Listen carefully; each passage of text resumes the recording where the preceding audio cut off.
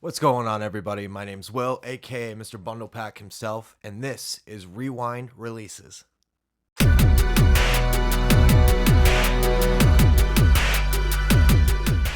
Godzilla x Kong: The New Empire, not to be confused with Ghostbusters: The Frozen Empire. The only reason why I say that is because I might have confused that title for the last couple takes that I've done. So I'm gonna try my best not to do that again. So this was directed by Adam Wingard, and I believe he was the one who actually directed the last one, Godzilla vs. Kong, or God X Kong, whatever the X stands for, because clearly nobody knows. So the story starts out with Kong living in the Hollow Earth, Godzilla staying on the surface world. And as long as everybody stays on their own space, there'll be no problems. Basically like the Bloods and the Crips. That's basically how I described it in my head. So Godzilla is basically fighting all the monsters up on the surface world to protect us, even though he is literally destroying cities to fight these other titans. Now, mind you, if he didn't do anything, the titans will destroy him. Yes, I get that. Godzilla stays up and, he's fighting. He's doing the good fight, saving people up on the surface world. Kong is alone. He is in the Hollow Earth searching for other gorillas of his kind.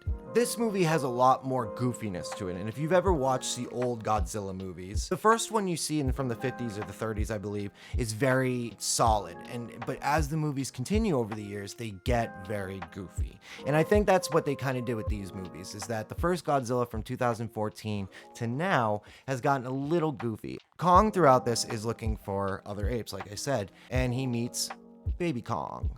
So he gets basically jumped by these apes, and Kong uses Baby Kong as a club and just whacking other apes. I was laughing out loud. I thought it was pretty funny. I was like, all right, you got me. That was pretty good.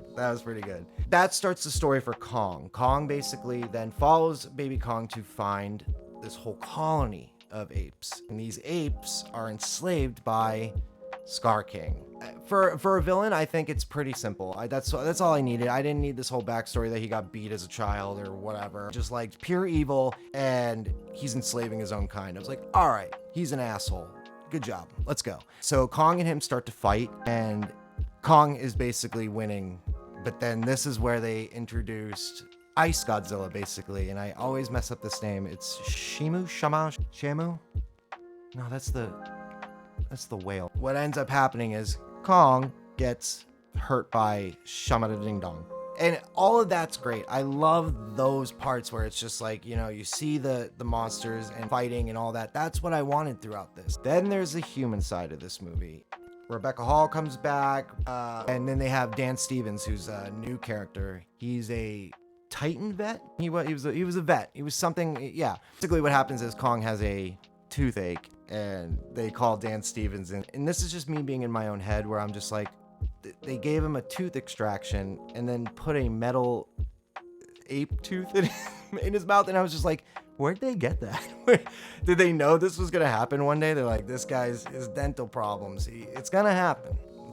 It's gonna happen. He's gonna need the extraction at some point. So stupid. Oh my god, what happens in this goddamn movie? So Kong and the humans go down to the Hollow Earth, and the humans actually find that one of their facilities has been destroyed. And they find the old remnants of what we saw on Kong Skull Island, the Incas or something like that. I forget what their names are. So they have these pyramids that are like on top of each other, upside down or whatever. It makes no sense. They use those to for again, the science in this movie makes no sense. So again, if I get a little ramped up from it, it's because when I try to explain it to myself or to others, it makes no sense. They have Mothra come back to help Kong and Godzilla bring them together, and they never explain, is that because Mothra died in King of the Monsters, if I remember correctly. It's like a new version, where it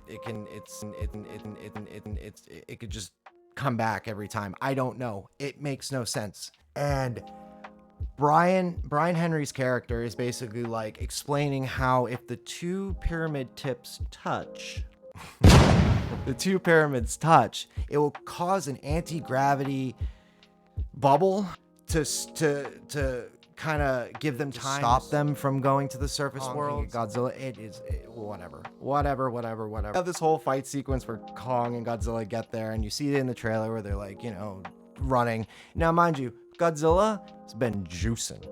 And for him to be able to do this stuff, I was like, Jesus, from like the first movie to this, he's doing parkour the whole movie. Like the whole fight sequences were fun for me. It was the human aspect of it that really just made me go, I don't care. It's meaningless to me. The whole purpose of this movie is to see these monsters fight, and that's for me. And I really do appreciate a lot of this movie is during the daytime. You really get to see like what's happening, because for what this movie is, if you're going based on just the action and that itself, I think it is a great movie. If you were to go see this in the theater, go see it in IMAX. The sound design is absolutely amazing.